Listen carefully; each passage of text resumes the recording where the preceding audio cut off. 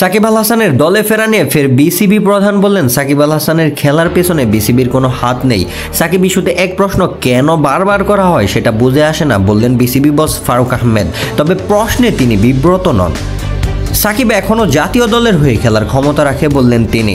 সাকিবের খেলার বিষয়টা ওর উপরেই ছেড়ে দিয়েছে, ও কি করবে না করবে সেটা ওই জানে।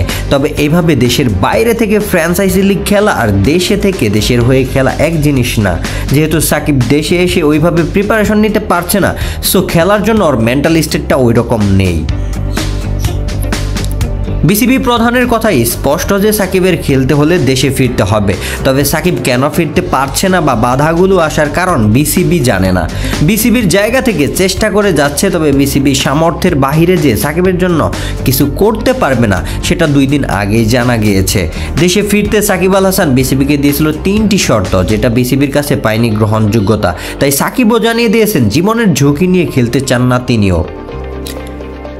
সবকিছু মিলিয়ে বিসিবির বিশ্বাস এখনও সাকিবের দেশের হয়ে খেলার সুযোগ রয়েছে এবং বিসিবির টার্গেটে আছে সাকিব আল হাসান। সো সবকিছু ব্যাটে বলে মিলে গেলে সাকিবকে চ্যাম্পিয়ন্স ট্রফিতে দেখাও যেতে পারে। রোশন মনির, বাংলা নিউজ লাইভ।